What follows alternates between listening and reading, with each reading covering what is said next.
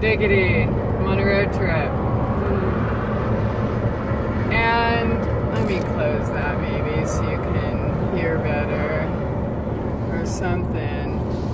I've been wanting to talk about mindfulness and presence, being in the moment. You know, there's buzzwords, we hear them a lot, people use them, people even write blogs about them, but do they really know what it means? Do they really actually live their words? Do you live your words? Since I'm driving, I'm going to use driving as an example.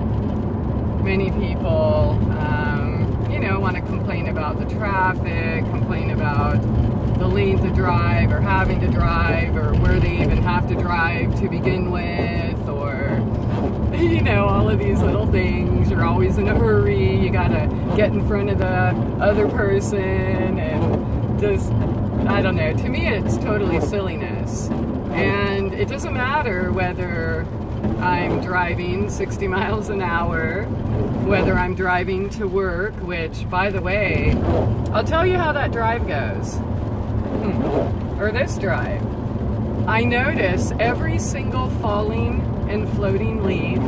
I notice every bird, every deer, every elk, every squirrel, every plane, every mountain, every cloud, every raindrop, the fog, the colors, the everything. And literally, on my way to work, I am giving thanks and gratitude for each of those things. I always have this open, even when it's raining, because I'm giving thanks, again, grateful for the fresh, beautiful, crisp air, even if it is raining, the beautiful, cleansing water drops. It's so funny because I've recently had the opportunity to take someone for a couple different tours. And on these tours, you know, yeah, I'm driving, but I'm still noticing all these things, pointing them out, even things like right in front of us. And he didn't notice any of them. I mean, by the end, like a couple weeks later, you know, he finally did start to notice things. But in the beginning, it was like, how do you not? What do you mean? You're just staring at the frickin' asphalt? Like, yeah, okay, that's sexy asphalt. I mean, come on, we're all blinded, wearing these lenses and focused on, you know, worried about where you're going, why you're going there, how long it takes you to get there, or, you know, what happened yesterday, or what this person said, or what you should have said, which, like, hello, self-love. Anyways, mindfulness.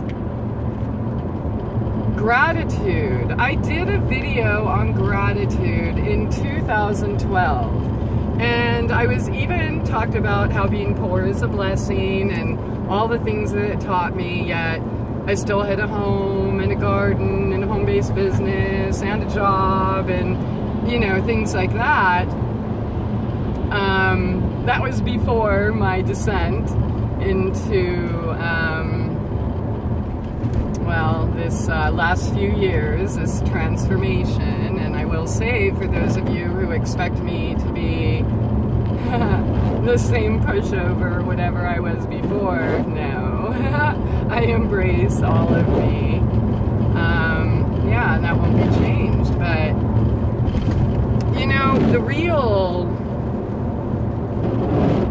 when you're focusing on everything and everyone else, and, you know, the big buzzkills, fear and shame, which I have seen, obviously, look around you, and most everybody's trapped in that, but I've seen some pretty extreme degrees that are really heartbreaking. You know, you just want to, like, okay, here's the key, here's... and they just don't want to do it. And I get it. You look at people who struggled or went through things, or see people that are going through things, and I don't want to be that. Then you think where you're at is the worst place ever.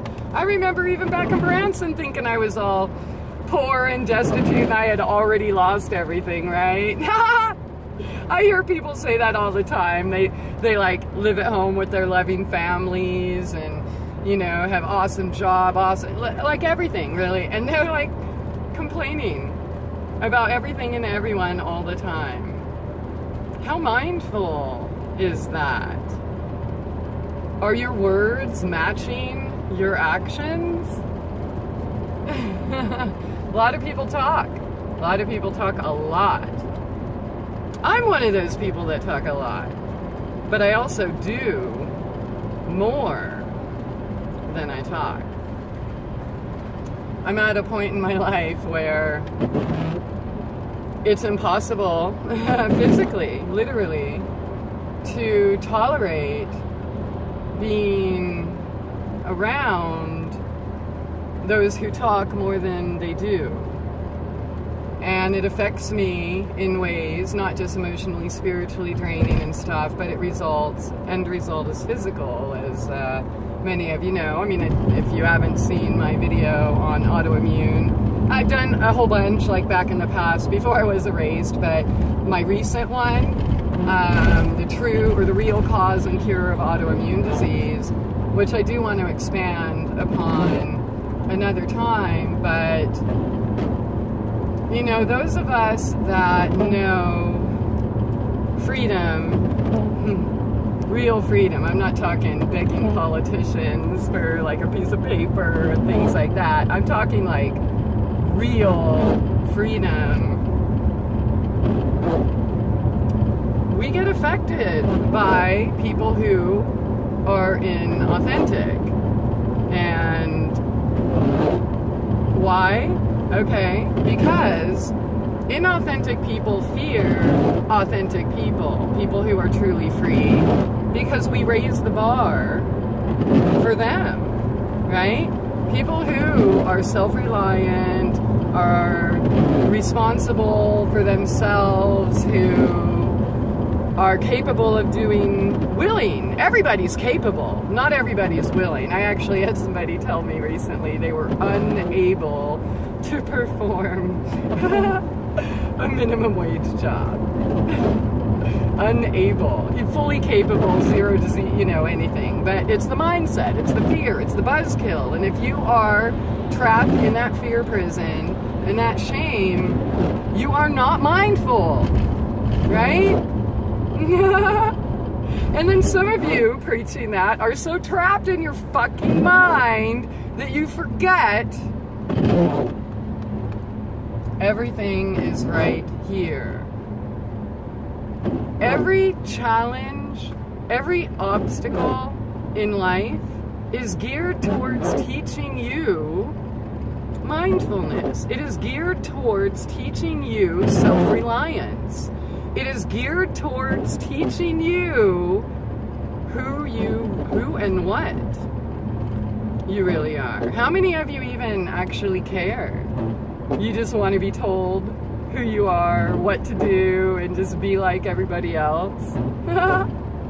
That's cool. You can do that. But then stop talking about the other, right? Like, mindfulness. How many of you pay attention to your breathing ever? Or do you just expect your body and everything and everyone else to do everything for you? Are all of your actions with purpose? Do you detest your minimum wage or whatever job? Are you ungrateful for it? Let's talk a little bit more about gratefulness. Okay, people want to shame me for being a 46-year-old minimum wage dishwasher. Well, let's not forget that, you know, it wasn't too long ago I could hardly complete a coherent sentence and couldn't walk. Yeah, I could get trapped in that ego where I did for a minute. Like, oh my God, I'm a 46-year-old dishwasher making as much as a 16-year-old and I have all this experience and blah, blah, blah, and screw this and screw that and everyone and blah, blah, blah, right? I get that. Feel those feelings. But when it gets right down to it, I was giving thanks for even being able to perform the job. Think about that. Like, you know, people want to, you know, the whole I've done the we create our reality things, which is totally bullshit. And free will is totally bullshit too. But what isn't bullshit, what you do have free will over, is how you react and adapt to the flow. The flow. Yeah, the flow.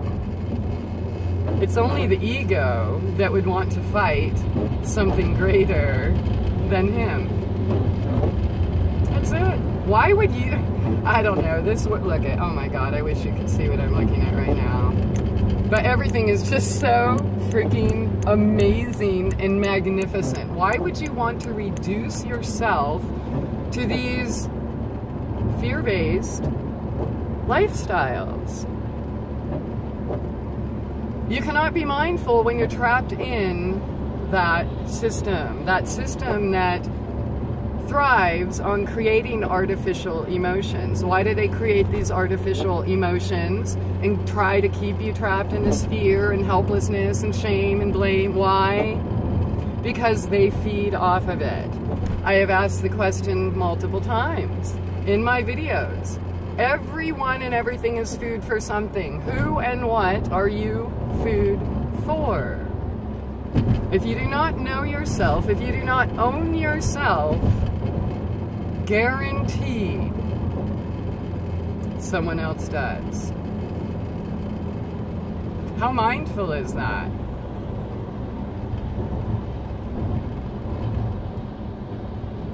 You want to live your truth?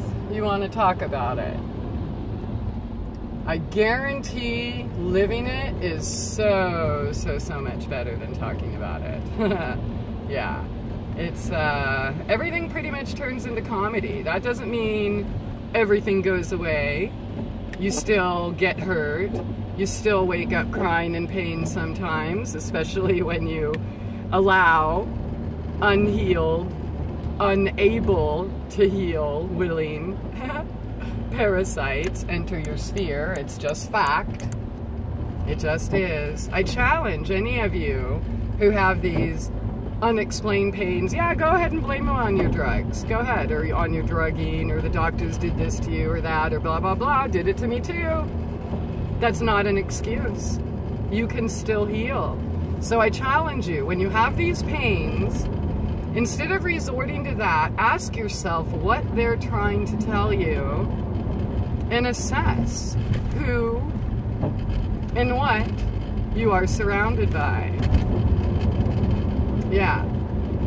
I guarantee the act of getting away from the parasite, you will feel 1,000,000 times better without drugs, pills, cannabis, essential oils, you name it.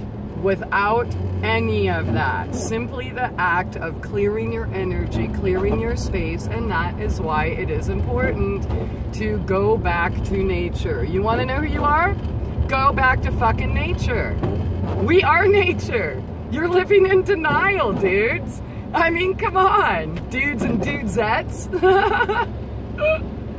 I lived in denial. I lived in that cage. I lived in so many fucking prisons, man. I jumped from one prison to the next. I'm telling you this because I know. And I know the keys to be actually free. Like real freedom. Like free from the finger pointing, shaming and blaming of others. Speaking of which, this is hilarious, dude. Ha! I got accused of being a racist for promoting health and telling the truth that alcohol, pills, and GMOs are causing exactly this. Parasitism, narcissism. It's just the, oh no, there's plenty of good people that, you know, no, impossible. Yeah, you probably were good, but when you're under the influence of these entities that you allow in, said it 1,000,000 times before, hello alcohol, they don't call it spirits for nothing. What the hell do you think these pills are doing? They're opening windows on you. And if you listen to my old back shows, when I was talking about New England Journal of Medicine and Cambridge Institute and all of these things, and the fact that it's only the US and like I think Australia and maybe Israel or something, that diagnose autoimmune conditions. The rest of them know that they're parasitic brain infections. And most of them know, okay, well, let's say as within, so without. If you have physical parasites, I guarantee you have spiritual parasites, okay? So you're all focusing on this freaking, you know, detox and cleaning your body, whatever, with food, herbs, vinegar, this, that, blah, blah, blah. But you're completely ignoring the rest of it. Look around you. Why don't you try on your, you know, drive to work or drive to wherever, even if it's to the courthouse or some, you know, place you hate, downtown Seattle or whatever. Give thanks for being there and everything around you. Dude, Seattle, I was not, you know, really looking forward to it, but it was like magic.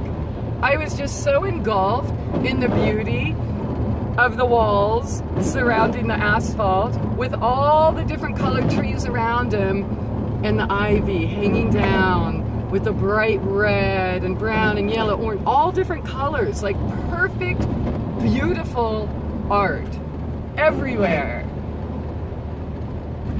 It was amazing. Nothing to complain about. You can have that too. I remember like when this car broke down, like the first day I bought it, and it was just whatever, it was no big deal. But, you know, at the time, whatever, and the dude who I bought it from is in the car, I'm giving him a ride home, and he's like panicking, freaking out, and I'm like, la la la, look at the clouds. Oh, look at the little drops of water on the grass. Oh, look at the flower, you know, and so I'm out taking pictures and giving thanks, and, you know, what can I do? It's not like crying over it is gonna fix it or make anything happen faster. Enjoy the moment, every single moment, because it's the only one that actually exists. Yes, you are a product of the last moments, but you also have the power to change your future moments by accepting and being present, mindful in this one right here. Yeah, anyways, try that. Go into work, let me know. I mean, like everywhere, I'm always just like, la la la, it's so beautiful. All right, have a good day. I'm done.